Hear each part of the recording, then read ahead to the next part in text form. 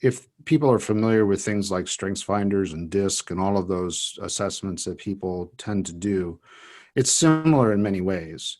The first part of the assessment really does focus on the person. That's why PRO is person, role, organization. And it focuses on strengths and weaknesses, areas that people are strong in, areas where they might need some growth. And we can unpack that with them as they walk through the assessment. We have them do it online. It's a 600 question assessment, so it's very robust. And then we unpack that with them in a consult. And so we look at those strengths and weaknesses, and hopefully that begins the process of self-awareness.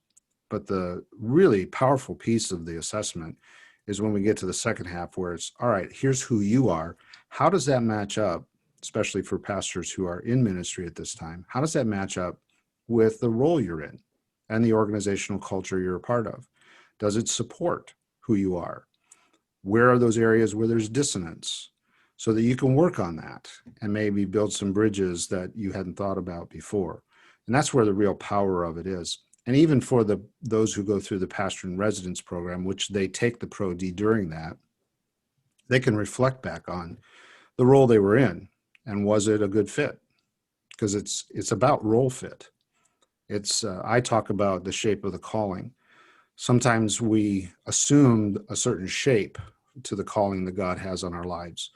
And so growing in self-awareness through tools like the Pro-D can help us understand that maybe going forward, the shape of the calling changes. Not the calling, but the shape of it. And we've had many people go through the pastor in residence program who have said, you know what, I thought I should be a senior pastor, but really I need to be a counselor, or I need to be training other pastors.